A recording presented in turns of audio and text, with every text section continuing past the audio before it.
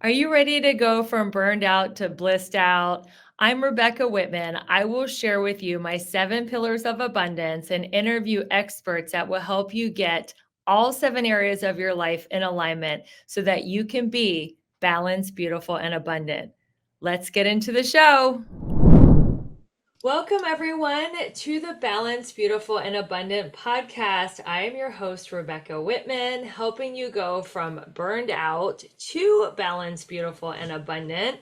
Thank you for your loyalty over these last 4 years. It has been an amazing journey helping people all over the world realize that they can be successful and happy and in love without exhausting and draining themselves. And we have great speakers like the one we have today, Wendy Collier, to explain incredible ways to feel abundant, excited, fueled by life. In fact, she's going to talk about her amazing business, how to find your soul fuel. Welcome to the show, Wendy. Thanks, Rebecca. It's great to be with you today. Awesome. Well, let me tell my listeners a little bit about your incredible background. So, Wendy Collier is a seasoned coach guiding ambitious, purpose driven leaders to embrace their soul fuel. We'll go into what that is later. I'm so excited to unpack it while mastering messaging, marketing, enrollment, and mindset for their business success. She has over a decade of experience helping women to monetize their passion and transform their lives and their communities. Wendy has a psychology and communications degree. She has a certification from Franklin Covey Leadership School. She has an advanced ICF coaching certificate and 21 years as an award winning senior level marketing experience executive with Fortune 500 and Fortune 100 companies. She is the host of the Soulfuel podcast, and she helps her clients clarify their purpose, their audience, and their niche in her Soulfuel coaching program. Welcome to the show, Wendy. Thank you. Thanks, Rebecca. It's so Be with great. all of you. Yeah, it's so great to have you here. I was so honored to be a part of your summit about a year and a half ago, and we've been talking about this for so long, and now it's finally happening, and I cannot wait to learn more about your story. So, how did you become a coach? How did you go from being in the corporate space, working for Fortune 500 companies, to becoming this master coach? Oh my, always a good story. And there's many different ways to share it. So, I mean, it's not, the newest story in the world these days. A lot of us have escaped the corporate life and become entrepreneurs. I was naturally an entrepreneur starting as a child.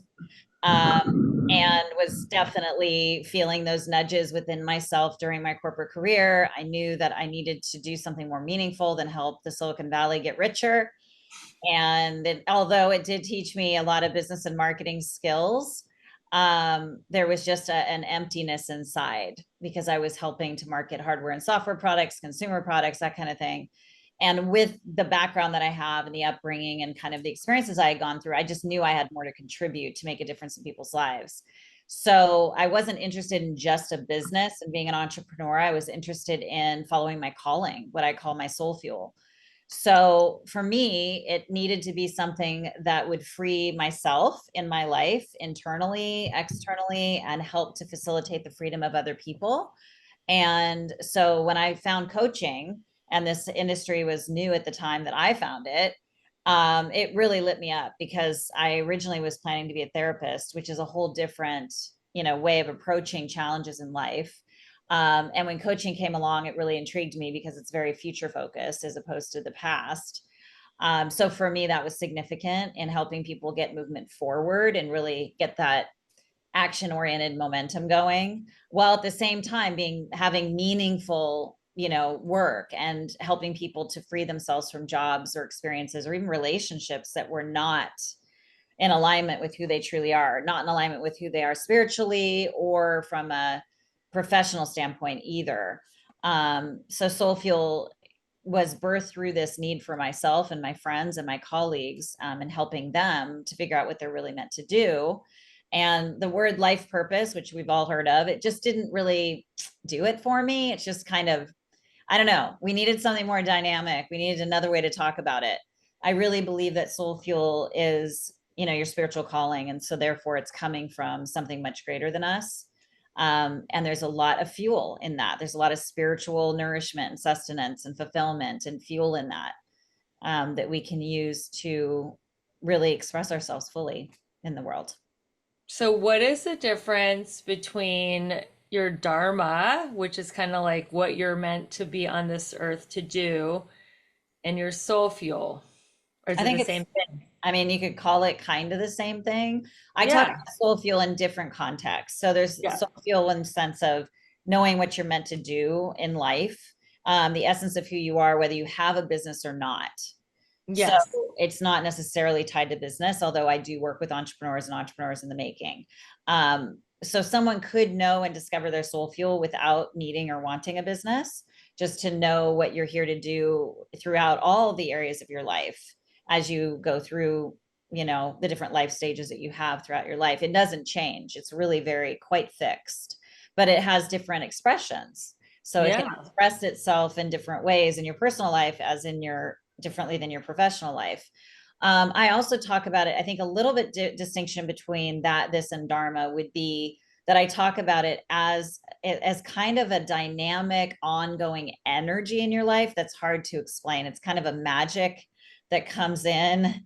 Um, you know, it's you end up with like a relationship with your soul fuel. It's kind of this interesting thing, that you can then apply to your business, apply to your profession, and look at it through that lens at all times.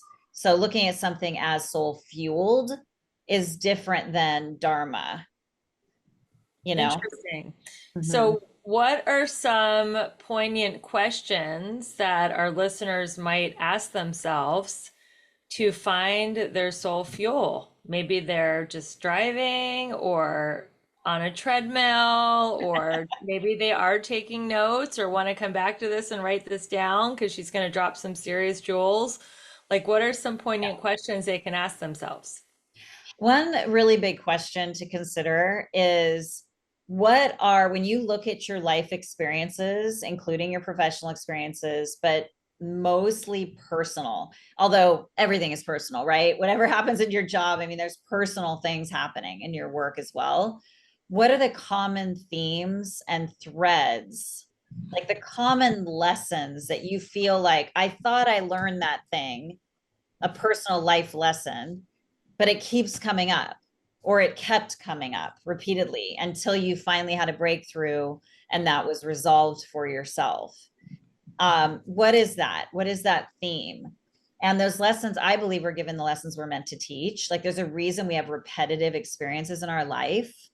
And the characters may change, the people may change, the jobs may change, the marriages might change, the partners might change. And we think we're changing and our life is changing, but the pattern repeats itself regardless of external circumstances changing. We may move, we may change jobs, saying, oh, this is what I need to do. But the pattern keeps repeating. That is something to watch out for. So this could be something that you're in the midst of right now, or it could be something that when you look back, you say, oh yeah, that was going on until I was 40 years old. And then finally I saw it and I had a breakthrough and I shifted gears completely and got to the root of the issue. That points to it, it can illuminate what your soul fuel could be. So your soul fuel is illuminated through those experiences. It's revealed through those patterns, consistent patterns and themes that keep coming up recurringly. I like that because lessons are repeated until they're learned. But like for me, I have had lessons in different areas of life. I had the lesson of getting my heart broken by emotionally unavailable men and narcissists, and now I'm with my soulmate. I had the lesson of no matter how hard I worked out, I couldn't lose those last 10 pounds. And then I finally figured out how to do it. So I've had different lessons, also lessons of, trying businesses and failing them and trying again. So I feel like I have had repeated lessons in health and finance and in love. So Yeah. how would I narrow that down to figure out my soul fuel? Are there other questions to ask yourself? I'm sure you have a Oh bunch, yeah. a method. Yeah, yeah, yeah. I have more questions than you can possibly know what to do with. I mean, I created this process called Soul Fuel Discovery, and Nice. I did it to solve this problem, to solve the Yeah. problem of what am I meant to do? How do I get clarity when there are lots of things like this, common patterns and themes, or lots of different ideas you might have for what you're meant to do? And how do you narrow that down? How do you know for sure? So that's part of the Soulfuel discovery process. Is the complete process, which is 13 steps basically. And the first 1 through 8 are your soul fuel, just knowing your soul fuel and what your declaration is, regardless of whether you're a business owner or you're not. And then 9 through 13 are really the monetization of it. And that's when we really hone in on what you're asking, Rebecca, which Yeah. is out of all these lessons, like, how do I know which one I should, if I want to have a business, whether it's a side gig or a full-time thing or a new income stream, how do I know which one I should hone in on? Like, what's my real like genius superpower? So I do have a process to figure that out. And it ultimately comes down to, there's lots of things that you're really good at, right? All of us are good at a lot of things, very talented. There's so many different paths you can take, but not all those paths are the most life-giving, fueling paths for you. So you can be really good at something, you could be great at something, you can get lots of accolades of, that yes, you're so good at that, go you. And you may hate it. You may come home at the end of the day and be exhausted. You might Yeah. you might think to yourself, gosh, everyone says I'm great at this, but why do I feel empty inside? Like something's missing. I feel a misalignment. Why is that? There's a reason for that. I truly believe, and it's been proven in the last 11 years I've been doing this, that we are each designed to work in a way that is perfectly aligned to our design, spiritually, our design, and also our skill sets. And we get to make money doing what we're genuinely meant to do. And there is a way to know what that is. And it really is looking at kind of the convergence, for lack of a better term, of like what lights you up, what does the world need, and where you lose track of time. And there's this element of kind of the perfect storm in the best of ways, where just all the cylinders are firing. I know when I figured it out for myself, there was a feeling of, oh my gosh, everything makes sense now. All these experiences I've been through that at the time seemed so challenging and I didn't understand why they were happening, it all makes sense. And it's bringing together your skills along with your experiences and the wisdom from that into something very cohesive and focused for you. That's amazing. And how do you feel now that you know your soul fuel? Do you still get tired? Do you still burn out? Or is it just like this endless well of energy because you're in your soul fuel? Yeah, I can honestly say I had one burnout, and that was the first year of my business. So I've been in business 11 years, this business 11 years. I had a business prior Mhm. to this, which is marketing consulting. So this business, I did have a burnout that first year because I just took my corporate adrenaline junkie habits into my business. And I learned that lesson very early on, thankfully. I also wasn't fully aligned to my soul fuel at the time. I was partially aligned to it, but I wasn't fully, because you can't be fully aligned to your soul fuel and have burnout. Just the fact that someone is in burnout or in overwhelm means they're not aligned to their soul fuel in every way. So that was the signal for me. And so then I clicked into that embodiment of my soul fuel in year 2, and then ever since. So I have not experienced burnout. I have not experienced, I wouldn't say, like, I have experienced time seasons in my business where it's like it's full. I would call it full.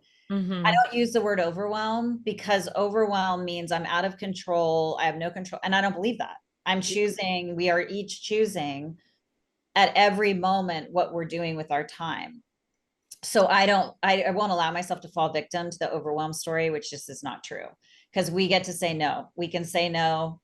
We can say yes. We can say yes to the things that only align with our soul fuel in every way, personally and otherwise. So, um, energy wise, I do have very, very good energy because I take excellent care of myself. So I don't think you can have, again, being aligned to your soul fuel means it's so all encompassing. It's not, that's why I think Dharma is only, it's not the same. Um, just by virtue of the name of it, like to be fueled, what do you need? You need Yeah. physical nourishment, you need mental, spiritual, emotional, financial nourishment, all of it to be really genuinely fueled and lit up and alive. And I make sure that I'm doing that, which is, you talk about balance. That's exactly what it is.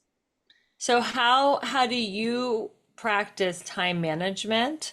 Because you say you never get burned out, you take great care of yourself. Like, what does that look like in your life? Like, when do you work? When do you play? When do you rest? When do you do self-care?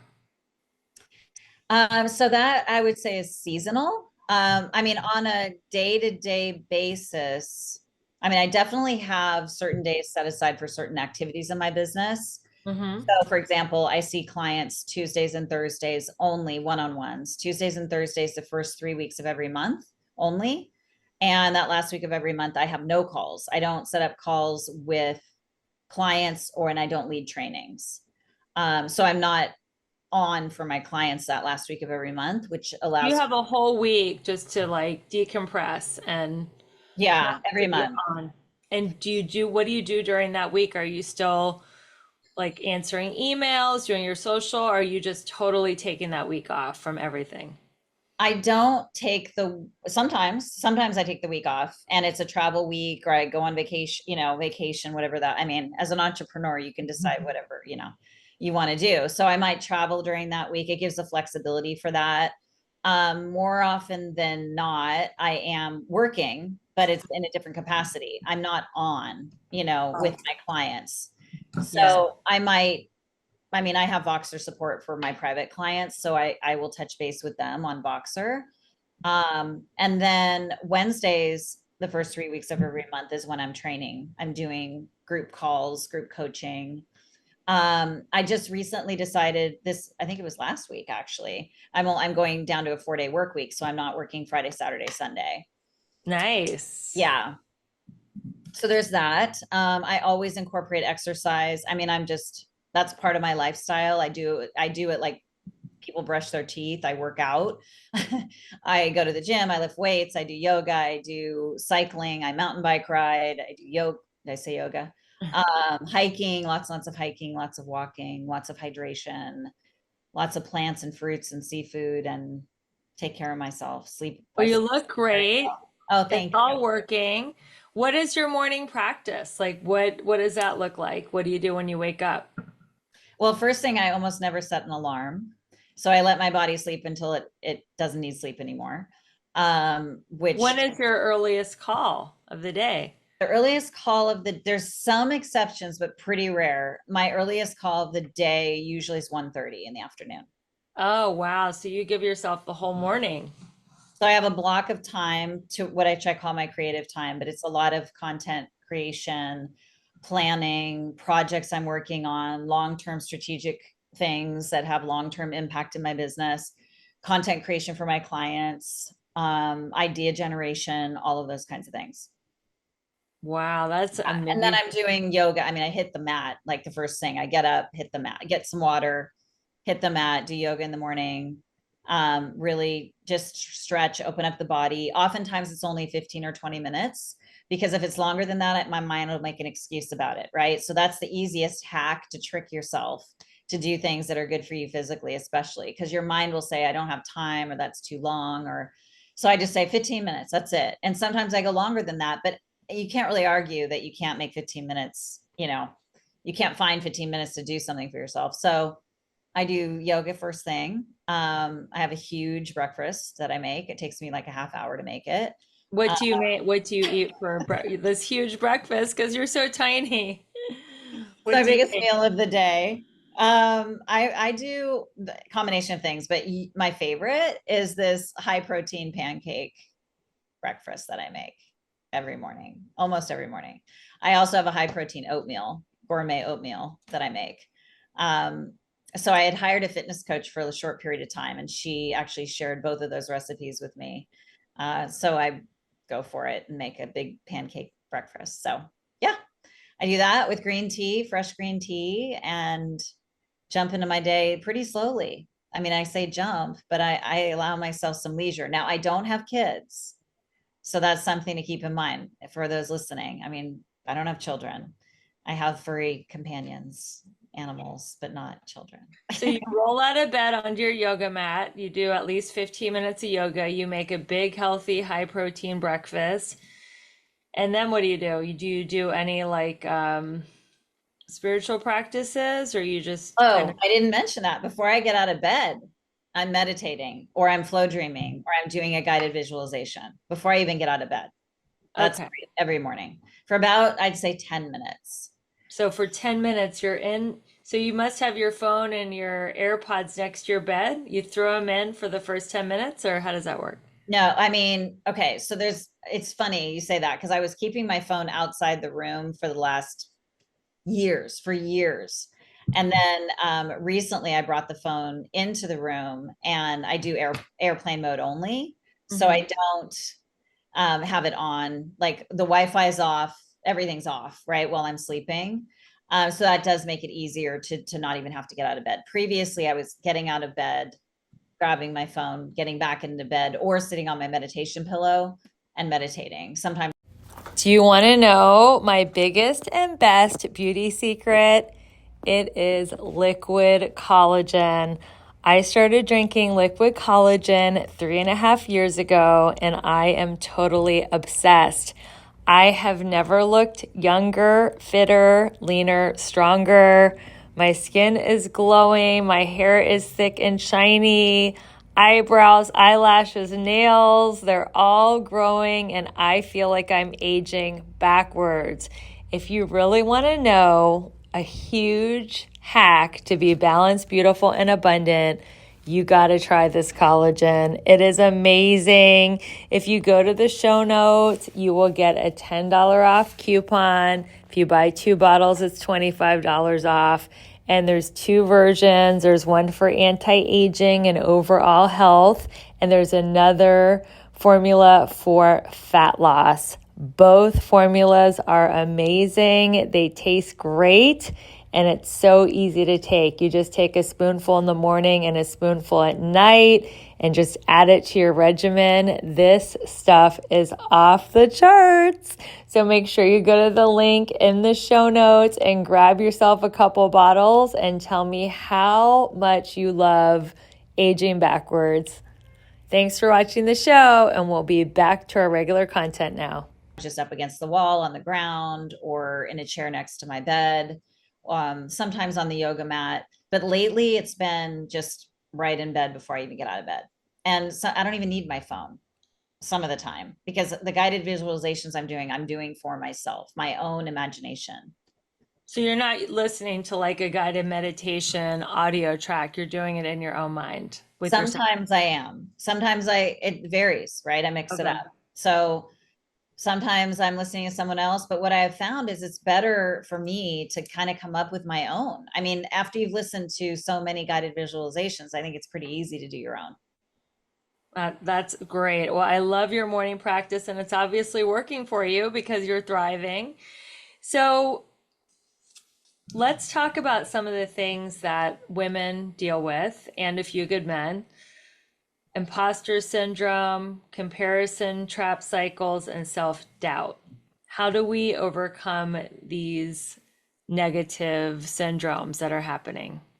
Yeah, and this is where Soulfuel comes in again because when you know what you're here to do, why you're here to do it, when you are certain of that path, that direction, you become hyper focused and it begins to eliminate the distractions that come along with people that aren't focused and not sure what they're meant to do, right? The minute you know your soul fuel, you've got your true north. And it doesn't matter what everyone else is doing. You just stay in your own lane. This is my lane. They have their lane. They have their own purpose and they have their own reason for being here and they get to do their time frame and their timeline and you have your own. So it definitely keeps you on track from comparing yourself to other people because you know exactly what you're here to do and they have their own place.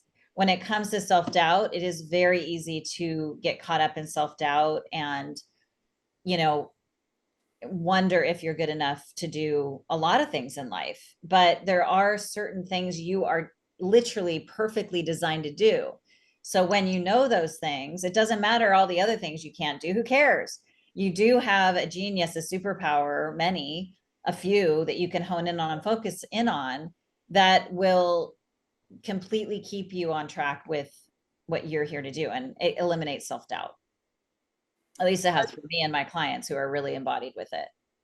So when you stay in your zone of genius and you know what you're good at, which is your soul fuel, you don't worry about the things that you're not good at. What if somebody says, I have self-doubt about every single thing I do, even after you tell them what their soul fuel is with your methods? I'm like, you tell me this, Wendy, but I've never done this before. Maybe I'm transitioning out of corporate. I've never stepped into my power before, and I don't know if I can do it. What do you say to those clients that still doubt themselves? Even after they get the clarity Mm-hmm. and after they're clear. Because it's new. It's a new Yeah. being. Yeah. I mean, I always share that I mean, you just need to start and do it and get some confidence through the doing, and there's ways to, if it's a business you're starting, you can do a pilot program for free. So you don't have any hangups about charging someone for something you don't feel confident about. You can do a pilot program. And I have a process that I walk people through for that, on how to find your pilot clients and how to develop that little mini program. And as you go through that process with those clients and you get their feedback, you get better, you get more confident. So things can grow from there. And you get some testimonials that can reinforce your own sense of clarity and confidence about what you're doing, and it builds on itself. There's a momentum that builds there. So just dipping our toe can help a little by little, and doing it in a way that you don't have to go from 0 to 60. You don't have to feel 100% confident to start something. Most people don't. And even once you're started, I mean, those doubts don't go away. It's how we're managing our mind in every moment of every day. It's not like fear goes away. It's not like doubt goes away at any level. I have very high levels of confidence, but there's certainly, if I wanted to, I could entertain that part of my mind that has doubts, but I just won't allow it. I won't spend time there. I don't see the How do you reroute yourself in your own like inner dialogue when you feel the self-doubt creeping in? Like, do you use affirmations? You just focus your energy toward what you're good at. How do you deal with that? Because everybody has self-doubts. So Yeah, it goes back to knowing what my soul feel is and what I'm here to do and what I'm excellent at, and knowing what lane I should focus on, like what lane I am in, and that's it. what is your soul fuel? My soul feel, I mean, there's a long version, there's a short version, and then there's a super short version. So I won't give you the long or the short one, but I'll give you the super short one, which is to facilitate the awakening, healing, and empowerment of humanity. Beautiful. That's a beautiful soul fuel. Yeah. And that relates to any niche, I could go to any industry and still be fulfilling my soul fuel. But when I look at the skills I have, like the hard skills, so to speak, and the soft skills I have, then I'm applying my business marketing background, all of that to that. And that perfectly comes together and working with mostly female entrepreneurs and entrepreneurs in the making. Yeah. Okay. So why does aligning your soul fuel, your core values, and your lifestyle desires to your best niche, why is this the foundation for making your business work? So what I find is some people know what their why is. They know why they're, but oftentimes it's focused on something that isn't deep enough. Like, well, I want to quit my job. That's why I want to do this. Or I want to make more money, or I just want to be my own boss, or I just want to be a business owner. But you need to go many levels deeper in order for this to be sustainable and fulfilling and fueling. So that's where Soul Fuel comes in. Like Soul Fuel, like what I just shared with you, is much bigger than just helping people grow their businesses, right? If it was just about helping people grow their businesses, I would have been bored with that a long time ago. But I am facilitating the awakening, healing, and empowerment of humanity through the growth of their business, because that's the fullest expression of themselves when they know their soul fuel, right? So it's connected. So there's that piece, which is the spiritual piece. And then core values is fascinating because so many people don't know their core values. So they will wonder, why is this not working? Why is this job not working? This relationship not working? Why is this niche not working for me? There is a very good reason for it. Like once you know your core values, and I have my clients narrow it down to the top 5, which is not easy to do. But when you do it, it becomes so easy to make decisions and understand what you need to do next, because it'll become clear what is not in alignment with your core, why it's not working. And you can't really negotiate your core values, right? You can try, but it doesn't really work. If you look at past relationships, I look at one of my past relationships. I mean, one of my core values is kindness, and that certainly was not one of his. Mm. And that was just forever going to be a conflict. That would never work long term. And that when you look at the root of all of our problems, it came down to a conflict of that value, right? Yeah. And see how that war plays out in business. I mean, in jobs, when I was in corporate, it was similar. You know, they said I needed to be more ruthless. I'm like, well, that's kind of conflicting with the kindness and respect value I have. I don't want to be ruthless. I don't feel like I need to be. If I do need to be, I'm out of here. So, you know, this is a way for you to make decisions without apology, without having to explain yourself. Your needs are your needs and your values are your values. And there's nothing wrong with that. And you need to find jobs, situations, people, relationships, businesses that align with that. Otherwise it just doesn't work. And then lifestyle desires is really about, what are your personal priorities right now in your life based on your life stage. So if you have young children, your priorities are going to be one thing. Your lifestyle desires, maybe you want to stay home, you want to spend less time working. And then when they're in high school, maybe it's similarly like you want to spend more time with your kids when they're teenagers because they're going through struggles. There's different lifestyle desires as you go through life stages that are important to recognize and, again, accept and embrace without apology. No need to apologize for those things. But you want to adjust your business or your job accordingly to adapt to those things and to honor them and align them so that you can thrive. So, what are your lifestyle desires right now? I mean, I've been living my lifestyle desires from like day one of my That's business for great. sure. I mean, ever since I left the corporate life, I mean, that's all about, you know, time freedom and being That's able to, what you're doing, right? Not starting your workday till 1:30 and taking 1 week off and all that great stuff. yeah, and travel whenever I want. Travel is very important to me. Spending time in nature is important to me. Spending time with my man is important to me. Nurturing the love that I have with him and with my family and with my friends. Those are it's very important to me. And that's why I recently, just as a very recent example, decided, you know what, I'm not going to work Fridays anymore, because I found that every Friday, Brian and I had something coming up that was important that we wanted to do with family or friends or events or things like that, or travel or road trips, things like that. And I'm like, why am I can be very efficient. I can get as much done, if not more, Monday through Thursday.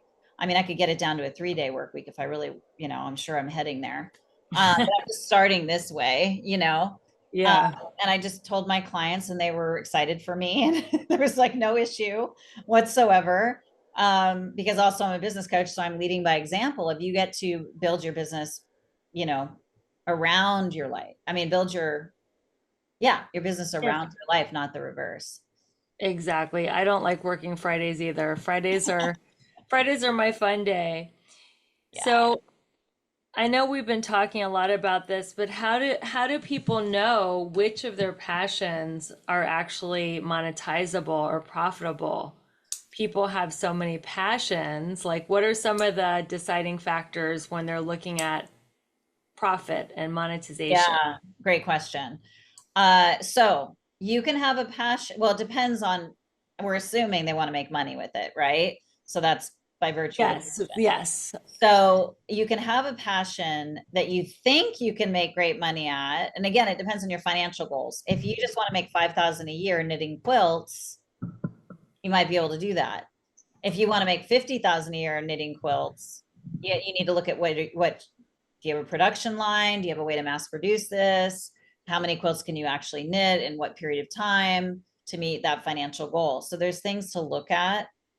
And so when I walk my clients through the Passions to Monetize process, and Skills That Fulfill is another one, which follows a similar process, we're looking at what lights you up and where you lose track of time. And Great questions. If you're listening to this, what lights you up and where do you lose track of time? yeah, you're losing track of time. You just like don't even notice the time going by. Beautiful. Love those. And at the same time, other people say they see the talent in you. They've given you, you've received some kind of external validation that, wow, you're really good at that. The reason you need that is for multiple reasons. One is a lot of the women that I work with, at least, they downplay their talents. They don't understand how strong they are in certain areas, because the thing that you are most naturally gifted at is probably your genius, your superpower. Like the thing that comes so natural to you, you don't even notice. You're like, is that really a big deal? Other people can help you see that. That's number one. Number two is that it eliminates self-deception and delusion. So if we think like, I'm an excellent ballet dancer, but not a single person has ever said we were good at ballet, we might be lying to ourselves to think that we could make a living being a ballet dancer. We need somebody who can identify, okay, that's a talent, sees it in us. And not just one person, but at this point, probably many. So you lose track of time. Other people said you're really good at it. And you feel like there's something really powerful when you're doing this thing. Like Mm. there's something in it that feels magnetic. You're like drawn, and there's a power in it. So there's a fun factor, but there's a power in it. Like there's a depth to it. And so I find that when those three things are at play, you're really close to figuring it out. Oh, these are really, really good. And I just want to go back to you are such a kind person. And I'm curious, where did you grow up and get? I know it's your soul fuel also. You were born that way, but you have great values. Are you from Canada? Where did you grow up? I love Canadians, but no, I live Like in you can't be American. I'm just kidding. If you have, if you're so that is kind, now hysterical. where are you from? I that is I love Canadians. I see, I know why you said that. That's so funny. I am born and raised in California, What part? the Bay Area. Oh, okay. Which neighborhood? Which suburb? Well, I mean, I had quite a tumultuous childhood, so there was a lot of moving, like every year, year and a half. So it was a combination of the East Bay, Burlingame, kind of south of San Francisco, and then now I'm in the South Bay, basically. I'm in the Santa Cruz Mountains, or right at the base of the Santa Cruz Mountains. Uh, Amazing. yeah. And so, do you think having a tumultuous childhood has fueled you to be so successful? Because I see a lot of that on my podcast, and just I love listening to other podcasts. And it seems like some of the people who are the most successful had the hardest beginning. It's true. It's true because it does create. I had an incredibly difficult upbringing, and was on my own. So it was all of that, and then I was on my own, completely independent from my parents at 16. And I Wow. think that creates a resiliency, a tenacity, a resourcefulness, a confidence, because you're forced to do things on your own that a lot of kids aren't forced to do, not to mention the traumas that occurred and having to get through that on my own, basically without help. It causes you to dig deep within yourself because you have to. So you had to get your own apartment at 16, or did you move in with a friend? Like, what happened? So my best friend's parents came to me and said, we think you're a great role model for our kids. We heard you don't have a home.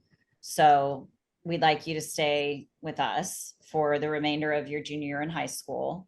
I slept on the floor of my best friend's bedroom for a few months until I completed my junior year of high school. And then my senior year, I moved to Southern California. So I do have a Southern California history. I was there for like 7 or 8 years, and I was with my fiance at the time, his parents, for the rest of my high school. And then I went completely on my own.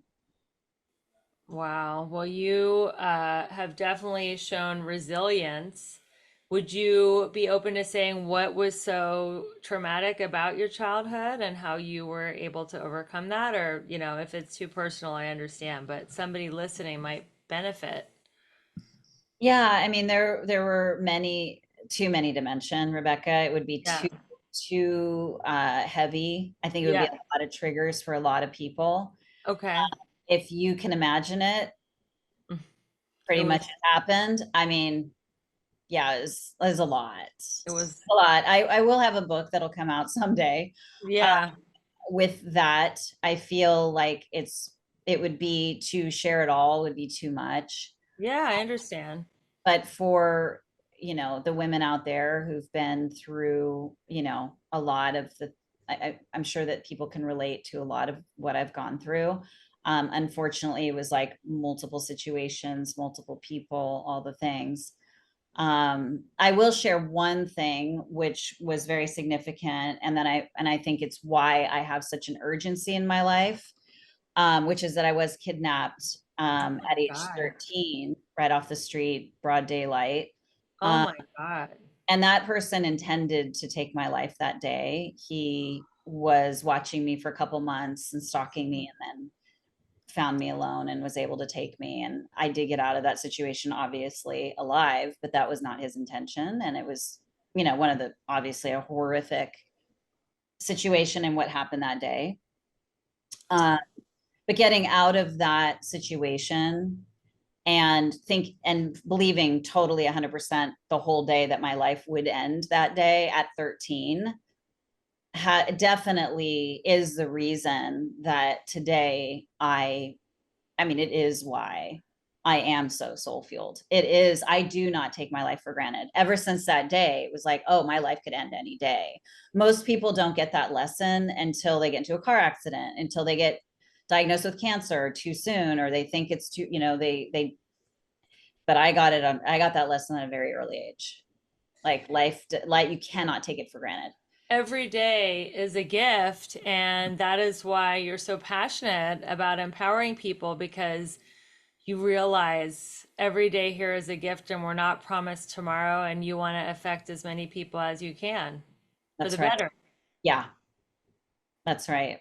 What a beautiful mission. Well, I know that my listeners are going to want to follow you and stay in contact with you. So, how can people stay in touch with you, Wendy? You can find me at wendycollier.com. COLLIER.com. You can go to Instagram, Wendy Collier Worldwide. You can go to soulfueldiscovery.com if you're interested in knowing what your soul fuel is, or soulfuelaccelerator.com if you want to know how to grow a business through Soulfuel. Thank you so much, Wendy, for being a phenomenal guest and for helping people live their life on fire with their soul fueled up and just full of energy. I love your mission. I love your heart, and I can't wait to keep collaborating with you. Thank you, everyone, for listening to the Balanced, Beautiful, and Abundant podcast. We are taking you from burned out to balanced, beautiful, and abundant. And we appreciate your reviews, your subscriptions, sharing this episode with a friend. And until we meet again, keep your vibe high and magnetize. Thanks, everyone. Bye. Wow, what an amazing show. I got so much value out of that, and I hope you did too. I would love to help you get unstuck. Which of the 7 key areas of life do you feel blocked in? Maybe you are stuck in your love life and can't manifest your soulmate. Maybe you just can't lose that last 10 pounds. Maybe you are burned out and want to get out of your job and create a 6-figure side hustle. I have great news for you. I am offering 3 complimentary breakthrough calls this week for the women and the men that are ready to get unstuck. This is a free 45-minute coaching call that I am offering to my listeners just go to the link in the show notes. And for those of you ready to really have the time of your life and end 2024 on an incredible note, you will want to learn more about the Balanced, Beautiful, and Abundant Retreat, October 3rd through 6th in Belize City, Central America. Not only will you learn how to get all 7 areas of your life to a level 10 to end the year with momentum, but you will enjoy pampering in a luxury spa with healthy food, yoga, and sound bath. We will be having an incredible time on the beach, in the pool, walking around the beautiful city. It's in a private island, and it's just something that will be the best decision you ever made. I can't wait to spend a weekend with you in Belize City, Central America, on a private island. So if you're looking for more information on the Balanced, Beautiful, and Abundant Retreat, make sure you go to my link in the show notes. And for everybody else, thank you so much for supporting the show. We love our listeners. Your reviews, your subscription, sharing this podcast with your friends and family is really getting the word out there that you do not have to go through life burned out. You can be balanced, beautiful, and abundant. Make sure you tune in next week, and we'll see you soon. Bye.